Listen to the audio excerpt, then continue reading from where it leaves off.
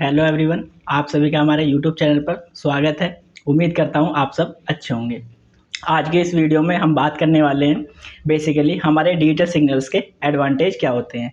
मैंने आपको पीछे वाले वीडियो में बताया था कि हमारे डिजिटल इलेक्ट्रॉनिक्स के अंदर हम दो प्रकार के सिग्नल्स का यूज़ करते हैं। पहला था एनालॉग सिग्नल, दूसरा था डिजिटल सिग्नल्स। एनालॉग सिग्नल्स वे सिग्नल्स होते हैं जो साइन वेव में होते हैं, और डिजिटल सिग्नल्स वो सिग्नल्स जो किसकी फॉर्म में होते हैं, बाइनरी की फॉर्म में। अब बाइनरी के अंदर केवल दो ही सिंबल आ सकते हैं, या तो ज़ीरो आ सकता है या फिर वन आ सकता है। बात करें वन की, तो वन का मतलब क्या होता है, किसी भी चीज़ का ऑन होना। और बात करें ज़ीरो की, तो इसका मतलब होता है किसी भी चीज़ का ऑफ होना। अब हम इसके बेसिकली कुछ एडवांटेज देख सकते हैं। मैंने सबसे पहले लिखा हुआ है ईजियर टू डिज़ाइन, मतलब डिजिटल सिग्नल्स को डिज़ाइन करना आसान होता है। क्यों डिज़ाइन करना आसान होता है? क्योंकि इसके अंदर हम किसी भी एग्जैक्ट वैल्यू का यूज़ नहीं करते हैं, ना ही वोल्टेज का यूज़ करते हैं। हम इसके अंदर किसका यूज़ करते हैं, सर्किट टेक्नोलॉजी का यूज़ करते हैं। इसीलिए इनको डिज़ाइन करना क्या होता है, आसान होता है। मैंने दूसरा लिखा हुआ है लेस अफेक्टेड बाय नॉइज़, मतलब डिजिटल सिग्नल्स जो होते हैं हमारे नॉइज़ के द्वारा बहुत कम इफेक्टिव होते हैं। लिखा हुआ point number third, storing digital information is easy. हमारे डिजिटल सिग्नल्स के अंदर इंफॉर्मेशन को स्टोर करना आसान होता है, क्योंकि हम इसके अंदर रजिस्टर का भी यूज़ करते हैं, काउंटर का भी यूज़ करते हैं। अलग अलग टाइप के स्टोरिंग डिवाइस का हम इसमें आसानी से यूज़ कर सकते हैं। अब हमारे डिजिटल सिग्नल्स की कॉस्ट जो होती है वो काफ़ी कम होती है कंपेरिजन के डिजिटल एनालॉग सिग्नल्स के। प्रोग्रामेबल, हमारे डिजिटल सिग्नल्स जो होते हैं प्रोग्रामेबल होते हैं, मतलब उन्हें आसानी से प्रोग्राम किया जा सकता है। इसके बाद क्या है, एफिशिएंसी, मतलब हमारे डिजिटल सिग्नल्स की एफिशिएंसी काफ़ी हाई होती है। इसके बाद point number 7, accuracy and prison, मतलब इसकी सटीकता व परिशुद्धता काफ़ी हाई होती है। मतलब डिजिटल सिग्नल्स जो होते हैं कंपैरिजन एनालॉग की काफ़ी सटीक होते हैं, मतलब एग्जैक्ट होते हैं, क्योंकि वो क्या होते हैं, डिस्क्रीट होते हैं, अर्थात टाइम के साथ साथ चेंज नहीं होते हैं। यहाँ पर मैंने पॉइंट नंबर 8 लिखा हुआ है digital signals use less power. हमारे डिजिटल सिग्नल्स जो होते हैं लेस पावर का यूज़ करते हैं, जबकि जो हमारे एनालॉग सिग्नल होते हैं वो हाई पावर का यूज़ करते हैं।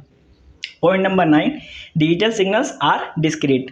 जो हमारे डिजिटल सिग्नल्स होते हैं वो क्या होते हैं, डिस्क्रीट होते हैं, मतलब टाइम के साथ साथ कम चेंज होते हैं, क्योंकि वो किसकी फॉर्म में होते हैं, बाइनरी की फॉर्म में।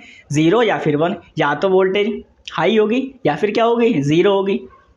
अब यहाँ पर पॉइंट नंबर 10 दे रखा है troubleshooting of digital signals are easy, मतलब यदि डिजिटल सिग्नल्स के अंदर कोई भी प्रॉब्लम आ जाती है तो हम उसको आसानी से फाउंड आउट कर सकते हैं। ये भी हमारा क्या है, एक डिजिटल सिग्नल्स का फ़ायदा है। अब इसके बाद हम देखने वाले हैं हमारे डिजिटल सिग्नल्स की एप्लीकेशन क्या होती है। इसके अंदर हम कुछ एप्लीकेशन देखेंगे अपने डिजिटल सिग्नल्स की, कहाँ कहाँ पर इसका यूज़ किया जाता है। तो सबसे पहले मैंने लिखा हुआ है डिजिटल सिक्योरिटी सिस्टम्स, मतलब जैसे ही हमारा आज के टाइम में सारा का सारा क्या होता जा रहा है, डिजिटलाइज होता जा रहा है, तो वहाँ पर हम किसका यूज़ करते हैं, डिजिटल सिस्टम का भी यूज़ करते हैं। जो हमारे वहाँ पर डिजिटल सिस्टम्स लगाए जाते हैं उसके अंदर मोस्टली क्या यूज़ किया जाता है, डिजिटल सिग्नल्स का यूज़ किया जाता है। सेकंड लिखा हुआ है डिजिटल मेडिकल इमेज। हम अपने डिजिटल सिग्नल्स का प्रयोग मेडिकल इमेज के अंदर भी करते हैं। अब मेडिकल इमेज कौन कौन सी, जैसे कि हम अपनी कोई एमआरआई रिपोर्ट कराते हैं तो उसकी जो इमेज बन के आती है वो डिजिटल सिग्नल्स की फॉर्म में होती है। सीटी स्कैन कराते हैं उसके अंदर भी होती है। तो ये कहाँ पर यूज़ कर सकते हैं हम इसका, डिजिटल मेडिकल इमेज के अंदर भी हमारा डिजिटल सिग्नल्स का यूज़ होता है। इसके बाद दे रखा है टेली कम्युनिकेटिंग, मतलब हम मोबाइल डिवाइसेस के अंदर भी टेली कम्युनिकेटिंग डिवाइस कौन से, जैसे मोबाइल, लैपटॉप, टैबलेट, ये सब क्या है, हमारी टेली कम्युनिकेटिंग डिवाइस है, जिसका प्रयोग हम आसानी से कर सकते हैं। इसके बाद हमारा टॉपिक लिखा हुआ है डिजिटल स्पीच रिकॉग्निशन, मतलब हम कहाँ पर इसका यूज़ करेंगे। जैसे ही हम अपने मोबाइल के अंदर यूज़ करते हैं क्या, गूगल असिस्टेंट्स, तो वो क्या करता है, हमारी स्पीच को रिकॉग्नाइज करता है और उसके बेस पर हमें आउटपुट प्रोवाइड कराता है। इसके बाद क्या लिखा हुआ है हमारे पास, डिजिटल सेंसर। हम डिजिटल सेंसर के अंदर भी डिजिटल सिग्नल्स का यूज़ करते हैं। अब सेंसर कैसे होते हैं, जैसे कि आजकल हम स्मार्ट वॉच यूज़ करते हैं, सभी लोग यूज़ करते हैं, तो हम जैसे ही उसे अपने हाथ के अंदर बांधते हैं तो हम उसके अंदर एक ऑप्शन दिया हुआ होता है जिससे हम क्या कर सकते हैं, अपने हार्ट बीट्स को चेक कर सकते हैं। तो वहाँ पर क्या करता है, एक डिजिटल सेंसर काम करता है जो हमारी इन्फॉर्मेशन वहाँ से प्रोवाइड कराता है। इसके बाद हमने यहाँ पर लिखा हुआ वीडियो प्रोसेसिंग, हम वीडियो प्रोसेसिंग के अंदर भी डिजिटल सिग्नल्स का यूज़ करते हैं। इसके बाद पॉइंट नंबर हमारा दिया हुआ है डिजिटल टेलीविज़न। जो आजकल हमारे डिजिटल टेलीविज़न आ रहे हैं उसके अंदर भी ज़्यादातर डिजिटल सिग्नल्स का प्रयोग किया जाता है। फिर यहाँ पर लिखा हुआ है data communicating and networking device. हम डाटा कम्युनिकेटिंग डिवाइस और नेटवर्किंग डिवाइस के अंदर भी डिजिटल सिग्नल्स का यूज़ करते हैं। लास्ट लिखा हुआ है डिजिटल कम्युनिकेटिंग डिवाइस।